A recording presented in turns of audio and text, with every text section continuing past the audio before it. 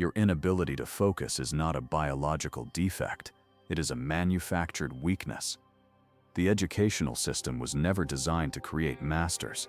It was engineered to produce compliant workers who cannot hold a thought long enough to challenge the hierarchy. They fed you the lie that learning requires relaxation and safety, knowing that the brain only truly encodes information when it believes it is under siege. The protocol we are about to activate originates from the neuroconditioning manuals of elite snipers and deep cover intelligence officers. These operators cannot afford study sessions. They must absorb critical intel in minutes or face elimination. This methodology was stripped from public curriculum because a population that learns at this speed becomes ungovernable. When you trigger this state, the effect is chemical violence. You do not concentrate.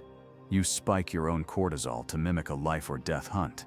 You flood your synapses with norepinephrine until the world around you goes black. The information in front of you ceases to be data.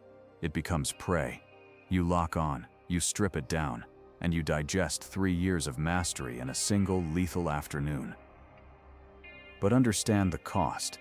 Once you taste this level of cognitive predation, the slow, stumbling pace of normal society will disgust you. You will look at your peers and see only livestock grazing on distraction while you are hunting. It is time to take the shot. Chapter 1: Why your brain can't learn anymore.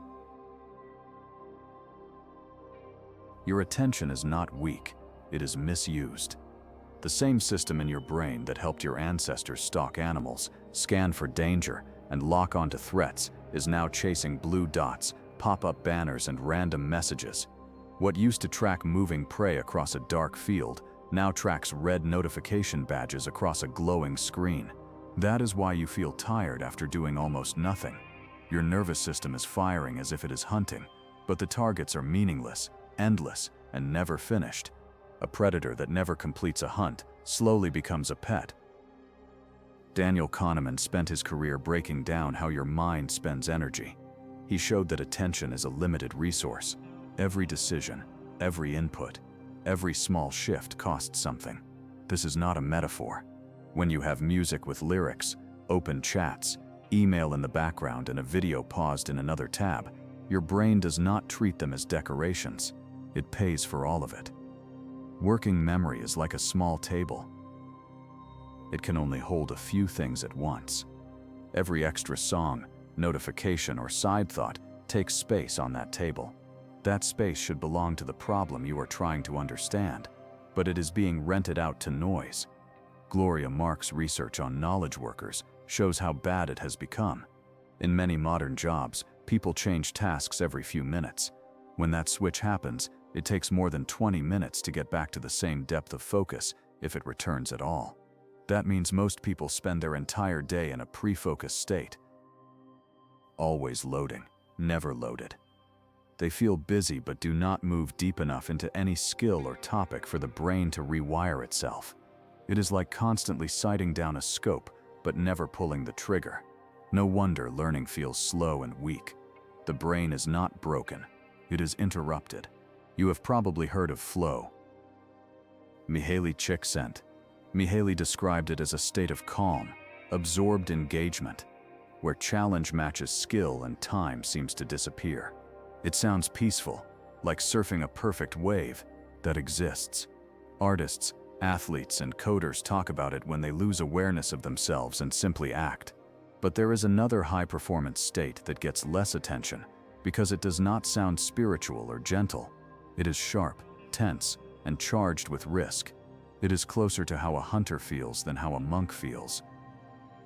Eyes locked, body still, heart rate up, but controlled. Everything else fades not because it is beautiful, but because it is irrelevant to survival. In this hunter state, you are not floating. You are stalking. The stakes feel real. There is a target. There is a time limit. There is a clear sense of success or failure. Your brain is wired to respect this structure. For most of human history, attention was not a casual lifestyle choice. Missing a detail could mean injury, starvation, or death. The neural machinery that handled this still lives in you. Modern life just gives it fake threats and fake rewards. Bright colors, short videos, constant pings, easy novelty that never demands depth. So your predator attention chases shadows all day and never sinks its teeth into anything that builds skill. The system around you trains this on purpose. Your job, your apps, and your media feed thrive on you multitasking, checking, skimming, and reacting. If your attention is a weapon, then you are currently renting it out by the minute to whoever can flash the loudest stimulus. You already feel the costs. You try to read a dense book, and your mind slides off the page. You open a serious article, and halfway through, your fingers move to open another tab without asking you. You have conditioned yourself to expect quick hits of stimulation, not sustained pursuit of a problem. The predator has been given a collar. Here is the part that feels forbidden when you first realize it. Attention is not a trait like height. It is not fixed. It is a trained response of your nervous system. When you see a notification and feel a pull, that is conditioning. When you hear silence and feel bored, that is conditioning. You can reverse it. You can teach your mind to treat incoming distractions as danger and a single defined target as safety. You can flip the script so that scattered inputs feel wrong and locked focus feels natural. To do that, you have to see focus in a different way. Stop calling it concentration like it is some school skill. Think of it as a hunting mode. In that mode, information is not random content. It is prey. A concept you do not understand yet is not a school problem. It is an animal running. Your job is not to casually read about it. Your job is to chase it down, corner it, and break it apart until it cannot escape your understanding. That shift matters because your nervous system responds to perceived stakes, not slogans. If it feels like a hunt, adrenaline rises. If it feels like a boring task, your mind looks for escape. Most people never experience how hard and clean their focus can become because they never remove the collar. They accept background music, constant reachability, and open tabs as normal. They trust themselves to resist temptation while sitting in a room full of it. Then they blame themselves for being weak when their brain does exactly what it has been trained to do: chase quick rewards, escape discomfort, and avoid deep effort. The truth is harsher. You are not weak. You are domesticated. You have all the neural hardware of a predator, but it has been aimed at junk targets. Once you see that, a different path opens. You can recondition your body and mind so that learning feels like hunting again. That means high stakes, intense focus, and the clear rule that during the hunt, nothing else exists. It means viewing every distraction as a threat to your survival, not as a small annoyance. It means treating your mental energy like ammunition, not as an endless resource to waste on trivial clicks. When you start operating like that, your attention stops feeling fragile. It starts feeling dangerous. This is the forbidden shift. The moment you stop seeing attention as a soft personality trait and start seeing it as a predatory asset, everything changes. You stop asking how to feel motivated and start asking how to design conditions that wake up the hunter circuits. You stop blaming your character and start managing your environment like a kill zone. The modern world has trained you to be reactive prey, always scanning, always available, always switching targets. You are about to train yourself to do the opposite. Pick a target, lock on, and not let go until it is dead and integrated into your mind. You have just realized that your attention is not broken, it is domesticated.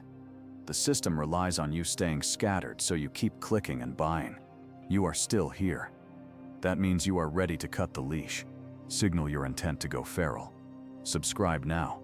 Let's start the hunt. Chapter 2: The Biology of Sniper Focus. Your focus is not magic. It is chemistry and electricity, running on patterns that are brutally repeatable. If you understand those patterns, you stop guessing, you stop waiting for the right mood, and start hitting the brain like a switch. The center of this system is a small structure in your brainstem called the locus coeruleus. It releases norepinephrine, a chemical that raises alertness and sharpens attention. When norepinephrine rises to the right level, distractions fall away and signals stand out. When it is too low, you feel dull. When it is too high, you feel panicked and scattered. Robert Sapolsky and Bruce McEwen have spent years studying stress, cortisol, and the body's responses. Their work shows a clear pattern. Short bursts of controlled stress sharpen performance and strengthen learning. Long, uncontrolled stress breaks you down. Cortisol is the hormone that rises under stress. In the right amount for a limited time, it boosts attention, energy, and memory encoding. When it stays high all day because of constant noise, uncertainty, and mental clutter, it starts burning you instead of building you. The Yerkes-Dodson law turns this into a simple curve. With too little arousal, performance is low. You feel lazy, unfocused, bored. With moderate arousal, performance peaks. You are alert, engaged, challenged. With too much arousal, performance drops again. You feel anxious, overwhelmed, or frozen. Your job is to live in that middle zone on purpose during your learning sprints, not relaxed, not panicked, edged. That is the razor you ride when you are in true sniper focus. Stakes are high enough to matter, but not so high that your mind flinches. Anders Ericsson, who studied top performers in fields from music to chess, found a similar pattern in deliberate practice. People who improve the fastest do not grind for endless hours in a glazed state. They push themselves in focused, high-effort blocks that usually last between 60 and 90 minutes. Inside those windows, they work near the edge of their ability with full attention and immediate feedback. Outside those windows, performance and learning drop. The brain tires. Mistakes rise. People keep going, but progress stalls. The chemistry underneath matches this. High attention, driven by norepinephrine and moderate cortisol, can be sustained only so long before the system starts to slip. Your hippocampus, the part of the brain heavily involved in forming new memories, cares about three things: attention, emotional salience, and novelty. When all three are present, it tags information as important and rewires circuits more aggressively. When you are half distracted, emotionally flat, and seeing nothing new, repetition does almost nothing. That is why years of casual, half-present study can lose to 20 minutes of intense struggle with a single hard problem. In the first case, the brain says, unimportant, background noise. In the second case, it says, this matters, change the wiring. That is what a sniper state really is. It is not calm productivity. It is a timed chemical event. You trigger a rise in arousal through stakes, difficulty, and environment. Norepinephrine spikes enough to sharpen focus. Cortisol rises enough to mark the moment as meaningful. You ride that state for a short, brutal sprint while targeting a specific skill or concept. Then you release it before it turns into exhaustion. Repeat that pattern consistently, and your brain adapts. Attentional networks strengthen. Distraction tolerance drops. Deep focus becomes easier to enter and harder to break. This is where the 90-minute block comes in. People talk about it like a productivity hack, but it is closer to a hunt cycle. You ramp up, you strike, you shut down. Inside that 90 minutes, you will have 20-minute kill windows where your focus is surgical.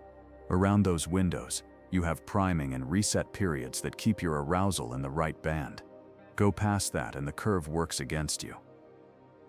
Go under it, and you never get enough time at high intensity for the brain to take you seriously. The key is control. Chronic stress from social media chaos, work drama, and constant interruptions keeps your cortisol high but aimless. It shoots up and down all day without a clear narrative. That state wrecks learning and health. In contrast, a controlled stress spike during a planned learning block tells your nervous system a different story. Right now, this task is important. Right now, this concept matters. Right now, this problem is tied to stakes. The body gears up, the mind narrows. When you then step away after the block, you send another signal. The hunt is over. Recovery begins. That cycle leaves you stronger instead of drained. Most people never treat their attention with this level of precision. They coast under the curve, bored and scattered, or they slam over the top of it with anxiety and fake urgency. The middle is where speed of learning explodes.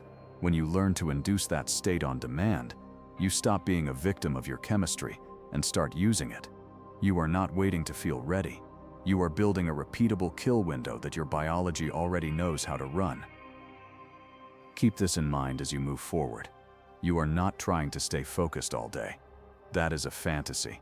You are trying to be lethal in short, planned bursts and then step back. Predators do not sprint forever. They stalk, strike, and rest. Your nervous system is built the same way. Treat those 90-minute blocks as operations, not vague study sessions. In the next chapters, you will see how to design the room, the rules and the triggers, so that when you decide to hunt, your biology has no choice but to follow. Chapter 3: The Kill Zone. Your brain has a hard limit. John Sweller's cognitive load theory breaks it down into intrinsic load, which is the difficulty of the task itself, and extraneous load, which is everything in the environment that burns mental energy without helping. When you study a hard concept, the intrinsic load is already high. If you add music with lyrics, phone vibrations, open chats, extra tabs, and visual clutter, you pile on extraneous load until your working memory collapses. You then say the task is too hard. Often it is not. The environment is. You keep trying to rely on willpower inside a room designed to beat you. That is ego depletion in action. Roy Baumeister's research showed that self-control is a resource. Every act of resisting temptation uses it up. If you sit next to your phone, with messages popping up, and tell yourself you will just ignore them, you are choosing to fight a losing battle. Every buzz, every light, every glance at a second monitor takes a bite out of your control. By the time you reach the real work, you are tired. You then blame yourself instead of the room. The sniper answer to this is simple and strict. You build what can be called a white room. That does not mean pure white walls. It means a space where nothing competes with the target. No music, no visual clutter. No phone in the same room. No second screen with random apps. You sit with one tool for the task, whether it is a laptop, a book, or a notebook, and nothing else visible. You turn the environment into something close to a sensory deprivation chamber for your attention. At first it feels uncomfortable. That discomfort is withdrawal from constant stimulation, not proof that you need it. Sophie Leroy's work on attention residue explains why this matters so much. When you switch tasks, a piece of your attention stays behind, stuck on the previous activity. If you check messages in the middle of a learning sprint, a part of your mind keeps holding that thread while you try to return to the main target. You feel scattered, because in a real sense you are. During a hunt, you cannot afford these ghosts. There has to be exactly one open target. No half-finished emails. No other work tabs sitting in the background. No quick checks. Just a single problem or concept in front of you. This is how predators operate in the wild. A lion does not chase two herds at once. A hawk does not track three moving animals in a passing cloud. During a hunt, their awareness narrows. They filter out what does not matter. Multitasking is for prey, always scanning for threats, always juggling inputs. In your kill zone, you must pick a side. You are either hunting or you are not in that room. There is no casual middle state where you kind of study and kind of scroll. That middle state is where progress goes to die. So you strip the room, clear the desk, close the tabs, remove anything that does not belong to the current block. Put the phone in another room, not in your pocket, not face down on the table. Turn off all notifications on the device you are using. If the task does not need the internet, cut the connection. If it does, keep only the tabs that are essential to this single target. Every extra visual on the screen is extraneous load. Every possible temptation is a future ego depletion tax. This is not about being minimalist for style. It is about making distraction physically expensive. If you have to stand up, walk to another room, and pick up the phone to check it, you introduce friction. That friction is critical. It breaks the autopilot. Most modern distraction is unconscious. Fingers move before awareness catches up. By increasing the steps between impulse and action, you buy yourself a chance to notice and stop. A sniper does not casually stand up and leave the rifle whenever bored. The setup itself demands commitment. Over time, your brain starts to associate that room and that setup with a specific mental state. When you enter, sit, and see only the target and tools, your nervous system knows what comes next. This is conditioning in your favor. The environment becomes a trigger for hunter mode. The more consistent you are, the stronger the link. Just like a gym can put the body into workout mode, your kill zone can put the mind into sniper focus before the work even starts. People talk about discipline as if it lives inside the skull. Most of it lives outside, in the design of your space. Remove temptations, and you need less discipline. Remove visual noise, and your brain has more capacity left for difficult thinking. During your 90-minute block, the room should feel almost empty of options. Study or sit, hunt or leave. No middle ground, no passive entertainment within reach. This is how you stop fighting your biology and start using it. The environment does most of the restraint for you, so your limited willpower can be spent on driving deep into the problem, not on saying no every 30 seconds. Chapter 4. Shock your brain into hyper-learning in 20 minutes. Your brain does not start at full power when you sit down. It needs a signal. Psychological priming is the process of setting that signal. Research has shown for decades that subtle cues before a task can shift performance. Words, images, even brief tasks can activate certain mental patterns without conscious choice. You can use that same principle to trigger a high-alert learning state on command. Instead of waiting to feel ready, you push your brain into readiness. The most effective primer for learning is not comfort, it is confusion. When you begin a block by reading or tackling something slightly above your level, your brain reacts, heart rate ticks up. You feel a mild sense of threat you do not quite understand. That tension is arousal. It pulls norepinephrine and cortisol into play. It signals that something important and uncertain is happening. This is the ignition you want. Instead of avoiding that feeling, you lean into it and use it as the start of hunter mode. Robert Bjork's research on desirable difficulties backs this up. Learning is stronger when it feels effortful, when performance in the short term looks worse but retention over time is higher. Struggle is not a sign of failure.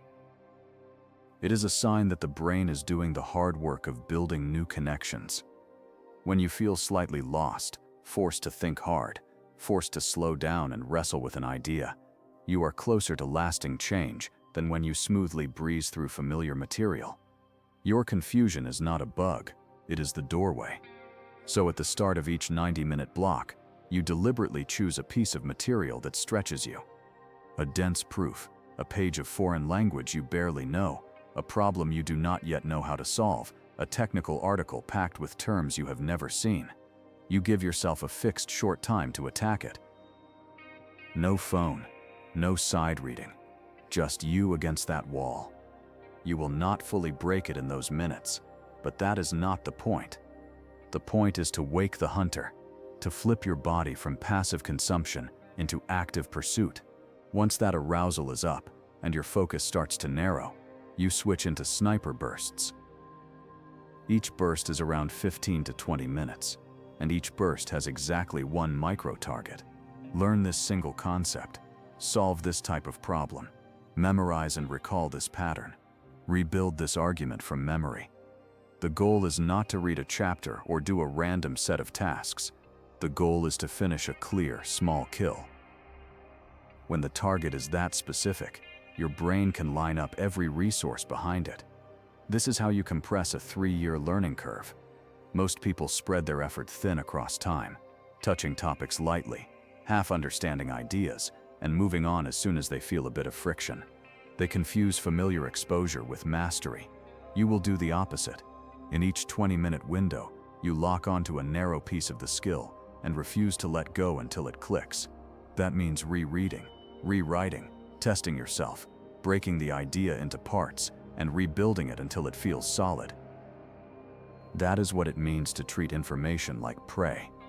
You do not just see it, you take it down. There is a dark rule here that separates casual learners from dangerous ones. No skipping, and no passive skimming when confusion appears. If a section makes no sense, that section becomes the target. You do not skip ahead to the easy parts to feel smart. You do not scroll past the hard paragraph and tell yourself it will make sense later. You stop and chase the confusion right then. You circle it. You ask what exactly you do not understand. You write down questions. You try to answer them from the text, from examples, from earlier knowledge. You do not move on while the prey is still running. This approach hurts in the moment. It is much more comfortable to move around the difficulty and stay in zones where you feel competent. That comfort is what keeps skills flat for years. Sniper learning is built on the opposite habit. You attack what makes you feel stupid. You go directly into the gap. Under controlled stress, with a tight time window and a clear target, your brain tags that struggle as important. When you then take a short break and come back for another burst, you hit the next piece with the same ruthless clarity. Over time, this builds a different relationship with hard material. You stop fearing it. You start seeing confusion as a sign that you are in the right territory. Every 20-minute kill becomes proof to your nervous system that effort leads to resolution. Your identity shifts from someone who avoids mental pain to someone who eats it in small, precise bites. That is how you get fast. Not by being smarter, but by repeatedly stepping into the discomfort that others dodge and finishing the chase instead of backing off. Chapter 5: Step-by-Step Sniper Learning System. A sniper does not show up and improvise everything. There is a procedure. Your 90-minute hunt block works the same way. The structure is not there to look organized. It is there to match your biology and remove decisions, so every bit of your attention goes to the skill, not to wondering what to do next. Once the block starts, you follow it without negotiation. You begin with 10 to 15 minutes of priming. You enter the kill zone, sit down, and define the target of this block in a single simple sentence. For example, understand this concept, finish these specific problems, or be able to explain this process from memory. Then you grab something slightly above your level that is related to that target and attack it. This is the confusion primer from the previous chapter. During this time, you also set stakes. You remind yourself why this block matters, not in vague terms, but as a clear threat or opportunity.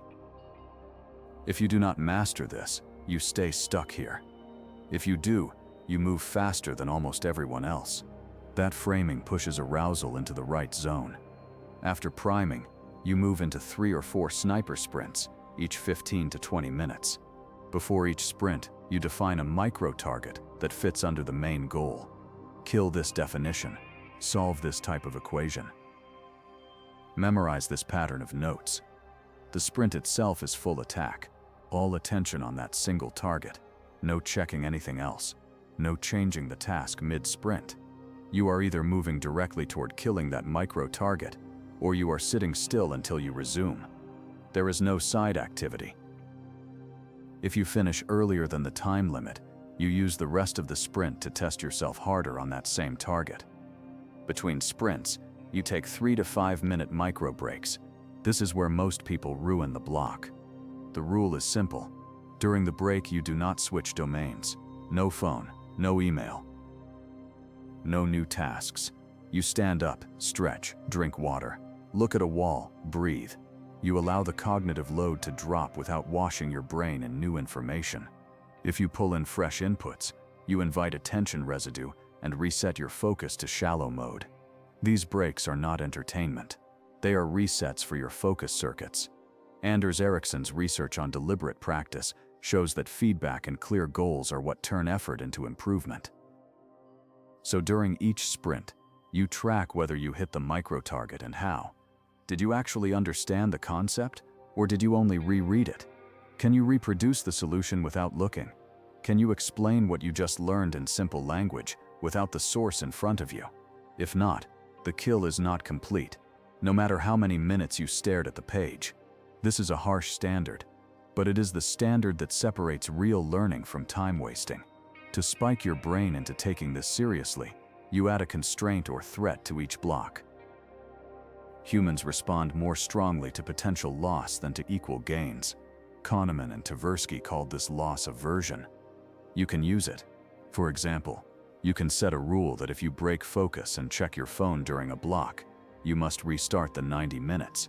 Or you tell a friend your exact target and promise to send evidence of completion by a set time, knowing you will look foolish if you do not. The point is to create a small but real consequence for failing to hunt properly. That threat makes the stakes feel real enough for your nervous system to commit. At the end of the 90 minutes, you do not simply stop. You close the hunt. Spend 10 to 15 minutes on retrieval and summarization. Without looking at your notes or the source, write down everything you can remember about what you just killed. Explain the concept from scratch. Solve a fresh example. Reconstruct the argument in your own words. Only after that do you check back against the material and correct your gaps. This retrieval practice forces your brain to pull the new wiring into action, which strengthens it far more than passive review. During this close, you also mark what was actually finished. Which micro-targets did you kill? Which are still bleeding? You do not carry vague guilt or half-finished tasks in your head. That is how attention residue grows. Instead, you write down what is still open and assign it to a future block. Then you mentally release it. The hunt is over. Outside of the block, you do not replay it or keep poking at the problem in a scattered way. You either schedule another hunt or you let it rest. The discipline here is blunt. Once the 90 minutes starts, you are unreachable. No calls, no texts, no messages. If people around you do not respect that, you train them by holding the line. Once the 90 minutes ends, you stop. You do not drag the hunt into every other part of your day. You return to being fully present in whatever comes next. This clean on-off pattern protects your attention from being constantly half-engaged in everything and fully engaged in nothing. Follow this protocol for a few weeks, and your sense of time changes. You realize how much you can do in a single block when every minute is aimed at a clear kill. You also see how empty most normal work hours really are. That contrast is uncomfortable. It forces a choice. Stay with the old scattered pattern, or accept that you can train focus like a weapon, and that what you produce will expose others' laziness by comparison. Chapter 6. Rewiring identity into a person with dangerous focus. Your actions teach your brain who you are. Self-perception research shows that identity often follows behavior. You do not just act like a focused person because you believe you are one. You start to believe you are focused because you keep acting that way. Every time you sit in the kill zone, run a 90-minute block and finish the kill, you are casting a vote for a new identity, the person whose attention finishes what it aims at. Chronic scattered attention creates the opposite identity. When you constantly switch tasks, leave messages half-read, start books and never finish them, juggle 5 tabs and move between them at random, you train a prey mindset. Prey is reactive. Prey is easily lured. Prey is always scanning for the next signal, never committing fully to a single move. This mindset feels busy, but underneath it is fear. Fear of missing out. Fear of choosing wrong. Fear of sitting with difficulty long enough to break through it. The brain learns that it is normal to leave things unfinished and to be pulled around by outside forces. Sniper attention builds a predator mindset. Predators are selective. They do not chase everything. They pick targets and commit. They are not rushed, but they are final. When you train yourself to pick a problem, lock on for 20 minutes, and not move until something gives, you are teaching your nervous system that focus is safe and powerful. You prove, again and again, that you can enter discomfort, stay there, and come out with a result. Over time, that spills into other areas of life. You become slower to react to every new stimulus and faster to dig deep when you decide something matters. Neuroplasticity research shows that repeated patterns of attention change the physical wiring of the brain. Networks that support sustained focus get stronger with use, like muscles. Networks that chase quick novelty weaken if starved. The default mode of the brain, which loves to wander, gets less intrusive when trained against constant distraction. That is why, after a stretch of consistent sniper sessions, you may notice something strange. Noise that used to pull you in feels cheaper. Multitasking feels more irritating than exciting. The baseline urge to check everything all the time starts to fade. This shift also changes how much manipulation can reach you. Most modern influence tactics work by overloading your attention and emotions. Endless feeds, fake urgency, constant alerts, and strategic FOMO all rely on you reacting quickly without thinking deeply. If your attention is scattered, you are easy to steer with manufactured pressure. When your attention is trained and dangerous, those tactics lose power. You can hold a single question in mind and look through the noise instead of getting yanked by it. You can set your own frame and decide what matters before the world tells you. There is a clear power dynamic here. Someone who can aim full attention at a problem for 20 focused minutes, several times a day, will outlearn and outperform those who live in constant distraction. They will see patterns faster, because their mind actually has time to complete the thought. They will resist trends that do not serve them, because they can hold still long enough to see the game being played. They become hard to sell to, hard to scare, and hard to rush.